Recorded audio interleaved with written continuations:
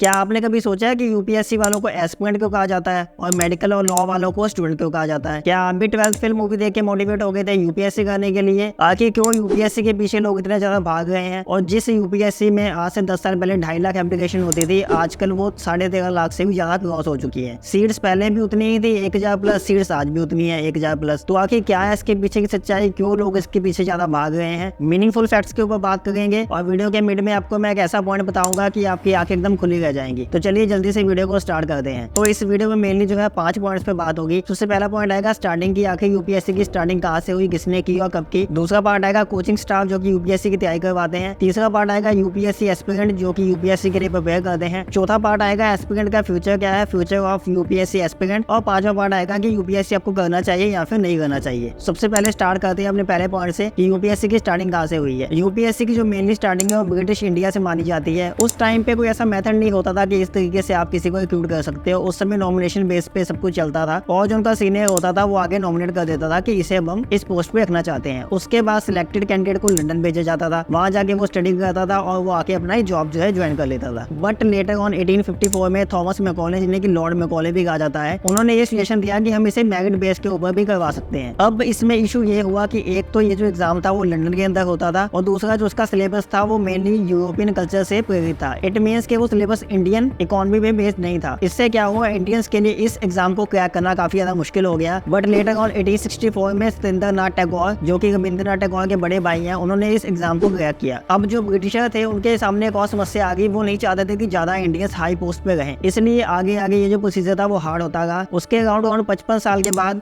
Netaji Subhash Chandra Bose London गए, वहां जाकर उन्होंने इस पेपर को क्लियर किया और 1990 में वो कलेक्टर बन गए। बट उनका एक ही मुद्दा था कि मैं काम तो करूंगा बट किसी के अंडर नहीं। इट मींस कि उस टाइम ब्रिटिश गवर्नमेंट थी, वो कलेक्टर बनने के लिए रेडी थे बट वो ब्रिटिश गवर्नमेंट के अंडर काम करने के लिए रेडी नहीं थे क्योंकि उन्हें चाहिए थी आजादी। इसके बाद जब देश आजाद हुआ तो यूपीएससी की स्टार्टिंग की गई, जिसे कि यूनियन पब्लिक सर्विस कमीशन के नाम से जाना जाता है। तो ये तो होगी यूपीएससी की स्टार्टिंग कहाँ से हुई थी। इसके बाद हम चलते हैं अपने सेकंड पॉइंट पे, कोचिंग या अकेडमीज। जैसे जैसे इंटरनेट बढ़ा, लोगों ने इंटरनेट यूज करना स्टार्ट किया तो उन्हें पता चला कि ऐसी जॉब्स भी है जिसमें आप केवल ब्यूरोक्रेट नहीं बन सकते, सरकारी अधिकारी भी बन सकते हो, गाड़ी भी ले सकते हो, घूम भी सकते हो। इससे क्या हुआ, जो कोचिंग अकेडमीज थी उन्होंने अपनी एड्स करना इंटरनेट पे स्टार्ट कर दिया, जिससे लोगों को ज्यादा अवेयरनेस मिली कि वो कैसे यूपीएससी में प्रिपेयर कर सकते हैं। जब भी आप इंटरनेट को ओपन करोगे तो आपको काफी ऐसे इंस्टीट्यूट मिल जाएंगे जो कि अच्छी खासी तैयारी करवा रहे हैं यूपीएससी की, और जो पास आउट हुए हैं उनको भी क्लेम कर रहे हैं कि इन्होंने हमारे यहाँ से स्टडी की है। अब इसके अंदर 2 क्वेश्चन आते हैं। पहला क्वेश्चन ये है कि अगर तो ये एग्जाम है तो फिर हम खुद भी कर सकते हैं सेल्फ स्टडी से। बट सेकंड थिंग ये आती है कि अगर ये करवा रहे हैं तो शायद ये अच्छा करवा पाए, तो इसलिए लोग ज्यादा मोटिवेट होते हैं और यूट्यूब पे,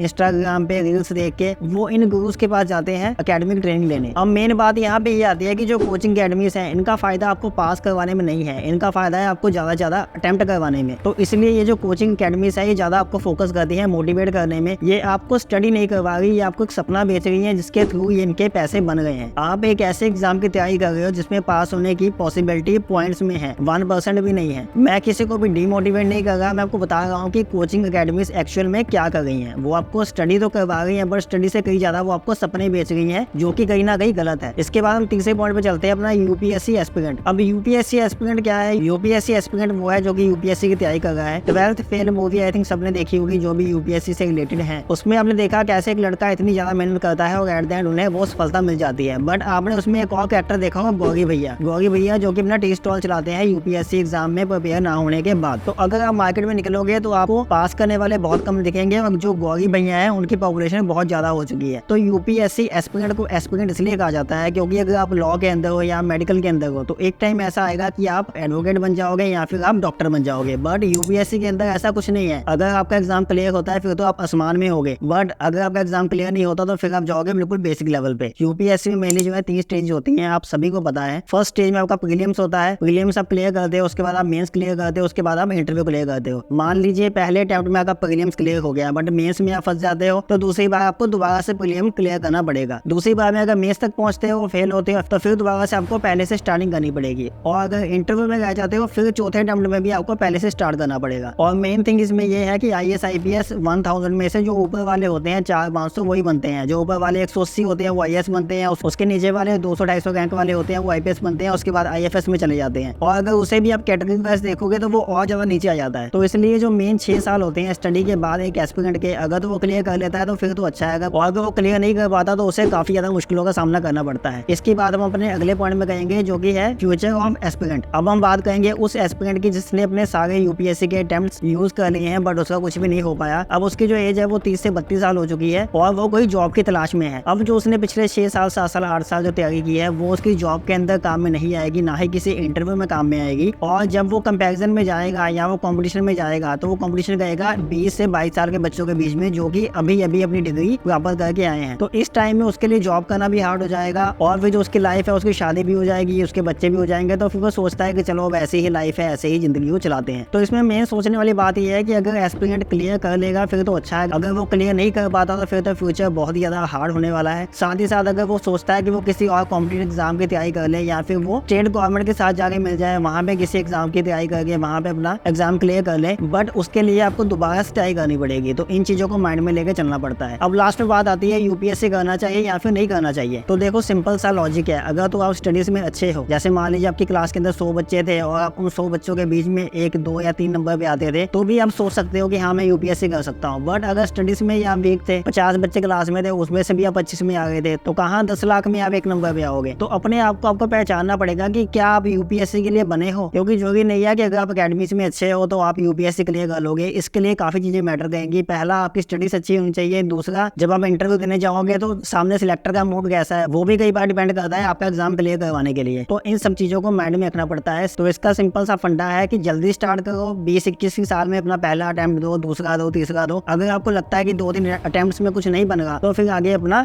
आप जॉब पे स्विच करो या फिर अपना स्किल बेस की तरफ हम जाओ। कोई भी डेवलप्ड देश, आप यूएसए की बात कर लीजिए या और भी डेवलप्ड देशों की बात कर लीजिए, वहाँ पे कभी भी गवर्नमेंट जॉब्स की बात नहीं होगी। जो भी डेवलप्ड देश होंगे वो ज्यादा बिजनेस की ही बात करेंगे। आज के टाइम में इंडिया में गवर्नमेंट जॉब्स की बात होना थोड़ा कम हो गया है, बट आज से 15-20 सालों के बाद शायद और कम हो जाएगा, क्योंकि गवर्नमेंट जॉब्स के अंदर मिलती है आपको बेसिकली फिक्स सैलरी। बट अगर आप बिजनेस के अंदर हो या फिर अच्छे आप स्किल के मालिक हो तो लाखों लोग आपके पीछे पड़ेंगे और आपको लाखों पैसे देंगे। इसीलिए डिपेंड करता है कि अगर आप स्टडीज में अच्छे हो तो फिर आप यूपीएससी की तरफ जाओ। अगर आपको लगता है थोड़ा सा भी सेल्फ डाउट है तो आप यूपीएससी की तरफ ना जाओ। अपने पेरेंट्स को खुश करने के लिए या फिर अपनी फैमिली के दबाव में यूपीएससी करोगे कोई फायदा नहीं होने वाला है। और एक रिसर्च भी बताती है कि जो भी यूपीएससी के अंदर प्रिपेयर कर रहे हैं उसमें से 15% जो लोग हैं वो डिप्रेशन में होते हैं। ये केवल रिसर्च का नंबर है, एक्चुअल में ये इससे ज्यादा भी हो सकता है। बाकी सुसाइडल केस आप सुनते ही रहते हो, आते ही रहते हैं। तो ये था आज की इस वीडियो में। आशा करता हूँ वीडियो आपको अच्छी लगी होगी। आप इस चैनल को सब्सक्राइब कर सकते हैं क्योंकि हम ऐसे ही वीडियोस लाते रहते हैं आपके लिए। बाकी अगर आप मुझसे बात करना चाहते हैं तो इंस्टाग्राम पे मुझे हाई कर सकते हैं। सोशल मीडिया में इन्फ्लुएंस आजकल काफी ज्यादा बढ़ चुका है, उसके बारे में जानना चाहते हैं इस वीडियो पर क्लिक करके वीडियो को चेक कर सकते हैं। आज की वीडियो में इतना ही। This is Rohit guys signing of.